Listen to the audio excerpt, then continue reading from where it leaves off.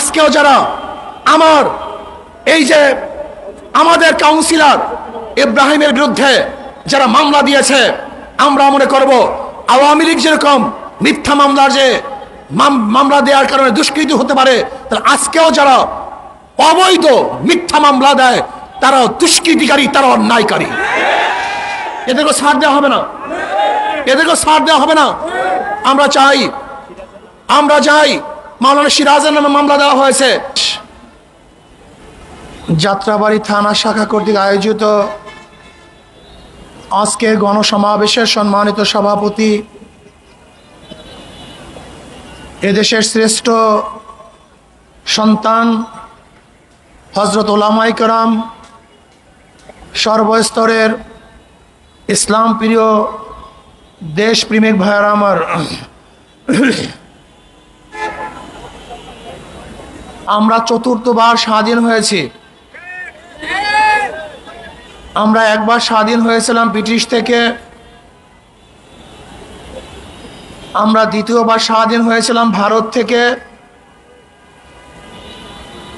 তৃতীয়বার স্বাধীন হয়েছিলাম পশ্চিম পাকিস্তান থেকে, আর চতুর্থবার স্বাধীন হয়েছি ফ্যাসিস্ট শেখ হাসিনা সরকার থেকে।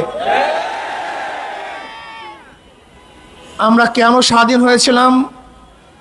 মুক্তি পাওয়ার জন্য, শান্তি পাওয়ার জন্য, আজাদ হওয়ার জন্য। ব্রিটিশ যখন শোষণ করেছিল, আমরা তাদের বিরুদ্ধে আন্দোলন করে ব্রিটিশদেরকে দেশ থেকে তাড়াতে বাধ্য করেছিলাম।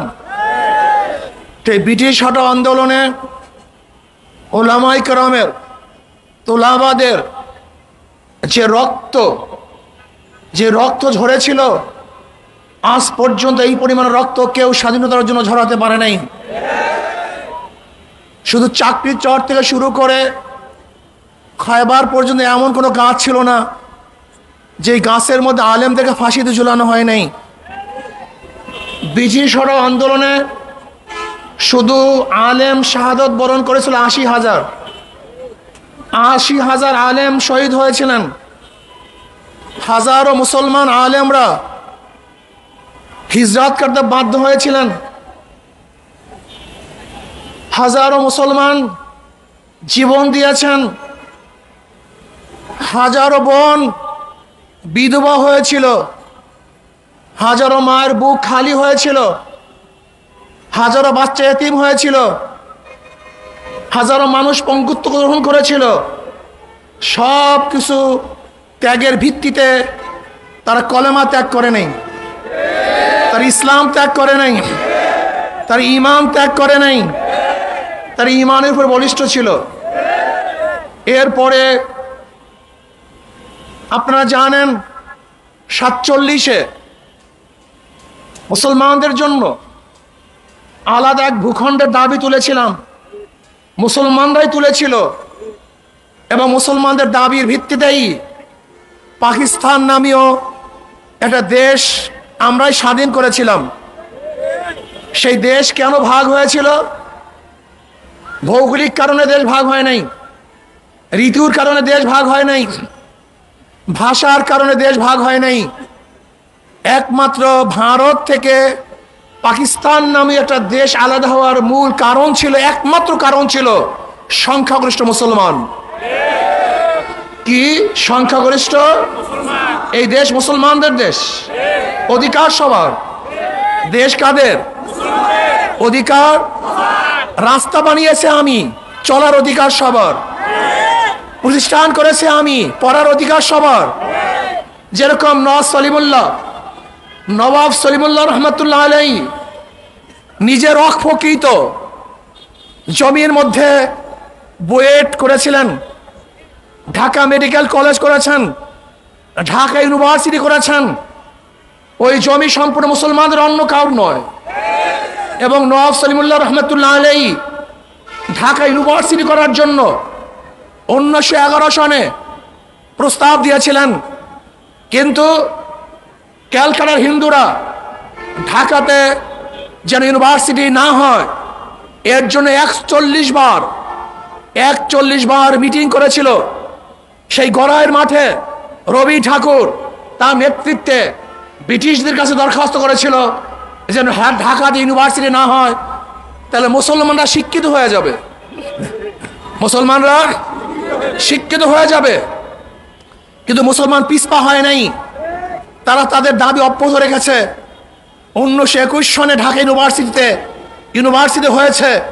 ইউনিভার্সিটি হয়েছিল মুসলমানদের দাবির ভিত্তিতে, মুসলমানদের জমিতে। মুসলমানদের ইউনিভার্সিটি পড়ার অধিকার সবার, মুসলমানদের ইউনিভার্সিটি পড়ার অধিকার বাজার করেছে আমি, বাজার করার অধিকার সবার। এদেশ মুসলমানদের অধিকার সবার। এদেশের যারা নাগরিক, আমরা চাই সাম্যতা, আমরা চাই মানবিক মর্যাদা, আমরা চাই সামাজিক ন্যায় বিচার। মুসলমানদের দেশ, অন্যান্য ধর্ম অবলম্বী যারা আছে তারা সমান হারে তাদের ধর্ম পালন করবে, নির্বিঘ্নে ধর্ম পালন করবে। আমি হিন্দুদেরকে বলবো, আগামী দুর্গাপূজা আসতেছে, বুক ফুলিয়ে আগের চেয়েও উৎসবপূর্ণ মুখরিত করে দুর্গাপূজা করবেন। আপনাদের নিরাপত্তা দেওয়ার দায়িত্ব আমাদের সংখ্যাগরিষ্ঠ মুসলমানদের। কিন্তু খবরদার মনে রাখতে হবে, মনে রাখতে হবে, ধর্ম যাদের উৎসব তাদের, ধর্ম যার যার উৎসব সবার, এই স্লোগানের ভিত্তিতে নয়, বরং স্লোগান হবে ধর্ম যাদের উৎসব তাদের। নিরাপত্তা প্রদান করব আমরা সম্মিলিতভাবে। আমার ধর্মে আপনি উৎসব পালন করবেন না, যেহেতু আমি কোরবানির সময় যে জবেহ করি সেই সময় আপনার উৎসব থাকে না, কাজে যার যার ধর্ম উৎসব তারই তারই থাকবে। কিন্তু মনে রাখতে হবে, এই বাংলাদেশ প্রত্যেকটা নাগরিকের অধিকার আছে, কাজে আপনারা একেবারে উৎসাহের সাথে আপনার ধর্ম পালন করবেন, কেউ বাধাও দিবে না। বরং এদেশের সংখ্যাগরিষ্ঠ মুসলমান 5 তারিখের পরে যেরকম মন্দির পাহারা দিয়েছিল, আপনাদের সবাইকে পাহারা দিয়েছিল, এইভাবে আপনাদেরকে পাহারা দিবে। আমরা চাই সাম্য, আমরা চাই মানবিক মর্যাদা, আমরা চাই ন্যায় বিচার প্রতিষ্ঠিত হবে। এই কারণেই রক্ত দিয়েছে, এই কারণেই মানুষ পঙ্গু হয়েছে, এই কারণেই ঝাঁপিয়ে পড়েছিলাম বাংলাদেশের মানুষকে মুক্তি দেওয়ার জন্য, মানুষকে ইজ্জত দেওয়ার জন্য, শান্তি দেওয়ার জন্য। কিন্তু 5 তারিখের পরে, 5ই আগস্টের পরে যারা আবার মামলা করেছে, মিথ্যা মামলা করেছে, দখলদারি করেছে, চাঁদাবাজি করেছে, জুলুম করেছে, অন্যায় করেছে, অবিচার করেছে, লুটপাট করেছে, বাংলাদেশের মানুষ তাদেরকে আর দেখতে চায় না। ওদেরকে প্রতিহত করতে হবে, এই ডাকাতদের প্রতিহত করতে হবে। চাঁদাবাজরা যেন আর বাংলাদেশের জমিনে, এই জমিনের মধ্যে আর ক্ষমতা আসতে না পারে, সেই ব্যবস্থা গ্রহণ করতে হবে। একদল দেখেছি ঘাট দখল করে, বাজার দখল করে, আর এক দলকে দেখতেছি তারা মাদ্রাসা এবং মসজিদ দখল করার ষড়যন্ত্র করতেছে। মাদ্রাসা মসজিদের দখলদারি নেওয়ার জন্য ষড়যন্ত্র করতেছে। আমি বলবো, যারা যেই জায়গায় দখলদারি করার চেষ্টা করতেছে, জনগণ যেরকম সম্মিলিতভাবে ফ্যাসিস্ট শেখ হাসিনাকে তাড়িয়েছে, ওই দখলদার চাঁদাবাজকেও আমরা বাংলাদেশের মানুষ সম্মিলিতভাবে এই বাংলাদেশ থেকে তাড়িয়ে দেব ইনশাআল্লাহ। যেখানে চাঁদা দাবি করার জন্য আসবে, সম্মিলিতভাবে এই খাম্বার সাথে বেঁধে রাখবেন, ছাড়বেন না ওদেরকে, ছাড়বেন না। সাহস নিয়ে এগিয়ে যান। বাংলাদেশ কোনো গুন্ডাদের দেশ নয়, বাংলাদেশ কোনো মাস্তানদের দেশ নয়, বাংলাদেশ কোনো খুনিদের দেশ নয়। এদের সবার দেশ, শান্তিকামী মানুষের দেশ এই বাংলাদেশ। আজকে আওয়ামী লীগ মিথ্যা মামলার জন্য যদি আওয়ামী লীগ দোষী হয়, তার অনেকের নামেই মামলা দেওয়া হচ্ছে। আমরা বাংলাদেশের একটা মিথ্যা মামলা দেখতে চাই না। আমরা চাই সাম্য, সবাই সমান থাকবে। আজও যদি গার্মেন্টস শ্রমিকরা তাদের অধিকারের জন্য, আজকেও যদি রেল শ্রমিকরা, বাস শ্রমিকরা, আজকেও রিক্সা শ্রমিকরা তাদের অধিকারের জন্য যদি রাস্তায় মিছিল করে, মিটিং করে, তাহলে সেই বাংলাদেশ আমরা দেখতে চাই না। আমরা চাই প্রত্যেকটা শ্রমিকের অধিকার এবং প্রত্যেকটা শ্রমিকের ন্যায্য অধিকার ফিরিয়ে দেওয়ার জন্য। এখানে মুসি, কামার, ঋষি, চামার, মেতর প্রত্যেকের অধিকারকে ফিরিয়ে দেওয়ার জন্যই ইসলাম দুনিয়াতে আসছে।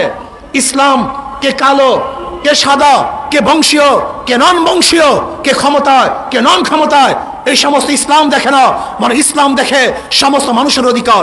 শুধু মানুষের অধিকার নয়, ইসলাম তো একটা জানোয়ারের অধিকার প্রতিষ্ঠিত করে, এর নাম ইসলাম। কাজে আসুন ইসলামকে প্রতিষ্ঠিত করুন, ইসলামী হুকুমাত কায়েম করুন। ইসলামী হুকুমাতের জন্য দরকার কি? নীতিবান আদর্শবান কিছু লোকের প্রয়োজন। মাদার গাছ লাগিয়ে আমের আশা করা যায় না। চোর এবং ডাকাতের মাধ্যমে দেশকে আদর্শবান বানানো সম্ভব নয়। আমি মনে করি হাজারো আদর্শবান মানুষ যারা মানিক তুল্য, স্বর্ণ তুল্য। নবী আলাইহিস সালাতু ওয়াস সালাম বলেছেন, আন-নাসু মাআদিনু কামাআদিনিজ যাহাবি ওয়াল ফিদ্দা খায়রুন ফিল জাহিলিয়্যাতি খায়রুন ফিল ইসলাম ইযা ফাকিহু। হাজারো স্বর্ণতুল্য মানুষ, হাজারো মুক্ততুল্য মানুষ বিভিন্ন জায়গায় আছে, তারা রাজনীতি অংশগ্রহণ করে না। এই রাজনীতি পচা, গান্দা এবং ঘুণে ধরা রাজনীতির কারণে তারা অংশগ্রহণ করে না। আমি ওই সমস্ত ভদ্র বিশিষ্ট লোকদেরকে বলবো, আপনার মতো ভালো লোক রাজনীতি না আসার কারণেই আজকে চোর ডাকাত বদমাশরা এই রাজনীতি দখল করে ফেলেছে। আজকে খুনিরা রাজনীতি দখল করে ফেলেছে। আমরা চাই না খুনিরা রাজনীতি করুক, আমরা চাই মানিক তুল্য, মুক্ত তুল্য, আবু বকর রাদিয়াল্লাহু চরিত্রের মানুষ, ওমরের মতো চরিত্রের মানুষ, হযরত ওসমানের মতো চরিত্রের মানুষ, হযরত আলীর মুর্তজার চরিত্রের মানুষ আজকে রাজনীতি করবে। তারা ক্ষমতায় বসবে, তারা মানুষকে অধিকার প্রতিষ্ঠিত করবে, শান্তি প্রদান করবে।